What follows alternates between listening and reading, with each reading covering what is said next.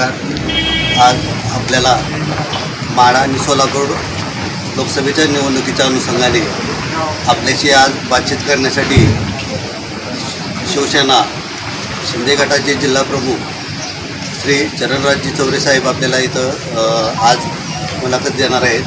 तर त्यांच्याशी आपण आज बातचीत करूया. सर्वप्रथम अध्यक्ष जय महाराष्ट्र. जय महाराष्ट्र. आजची ही लोकसभेची निवडणूक लागली आहे, तर त्या अनुषंगाने आज हे आपण देश प्रथमतः देश म्हणतो, त्या अनुषंगाने आपण ही जी निवडणूक लागली आहे त्यानुसार मोदींचं कार्य पाहता आपणास जनतेनं मोदींना मतदान का करावं याविषयी आपलं मत व्यक्त करावं. सध्याच्याला देशामध्ये मोदी सोडून पर्याय कोणच नाही. कोण आहे पर्याय? कोण आहे इकडं? पंतप्रधानाचा उमेदवार कोण आहे? कुणाला बघून मतदान करणार? राहुल गांधीला बघून लोक मतदान करणार का? कुणाला करणार आहे? आज देशामध्ये आज बघतोय आपण, पाहत असताना या देशामध्ये अतिशय मोठ्या प्रमाणात रस्त्याचं काम, नॅशनल हायवेचं काम भयानक मोठ्या प्रमाणात झालेलं आहे. महत्त्वाचं म्हणजे देशाचा विकास म्हणजे महत्त्वाचं मेन म्हणजे रस्ता आहे. त्या रस्त्याचं काम आपण पाहताय. आपल्या सोलापूर जिल्ह्यामधलं जर धरलं तर आज पालखी महामार्ग 965 क्रमांक किती मोठ्या प्रमाणात आज काम झालेलं आहे त्याचं. आज पेनूरसारख्या गावामध्ये जवळजवळ शेतकऱ्यांना मोबदल्याच्या माध्यमातून 2 त्या पेनूर गावामध्ये माहिती आहेत. तर असं जिल्ह्यामध्ये मोहोळ पंढरपूर तालुक्यातून तो रस्ता गेलेला आहे.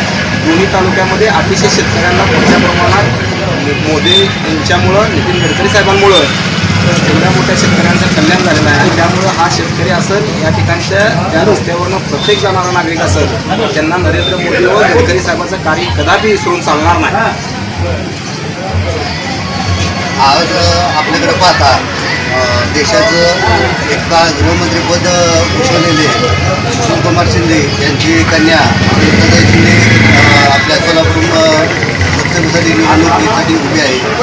तर जे गृहमंत्री सुशीलकुमार शिंदे होते यांनी आपल्या कार्यकाळात आपल्या मोहोळ मतदारसंघासाठी कोणता निधी दिला याविषयी जरा माहिती सांगा. आमच्या मोहोळ तालुक्यासाठी सुशीलकुमार शिंदे यांचं शून्य कार्य आहे.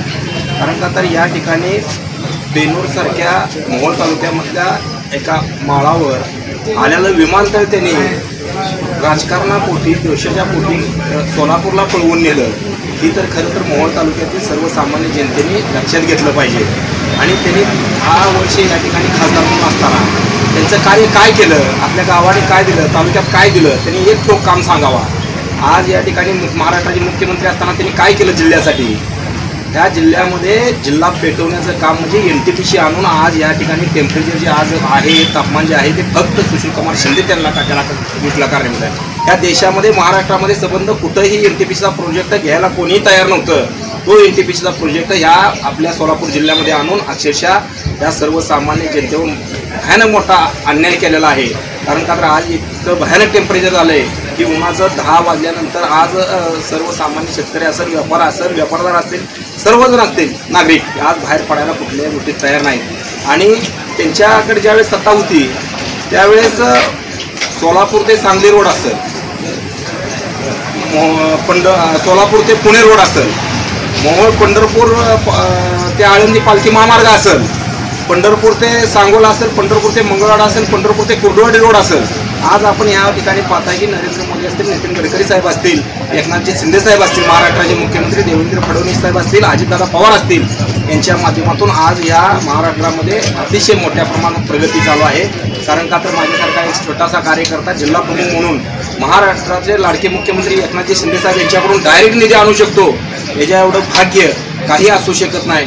मला तर खरं तर या ठिकाणी सोलापूर जिल्ह्यातील व मोहोळ तालुक्यातील जनतेला एक संदेश द्यायचा आहे की आज या ठिकाणी सर्वसामान्य महाराष्ट्राचे मुख्यमंत्री आहेत, ते आपल्याला न्याय देणारे मुख्यमंत्री आहेत.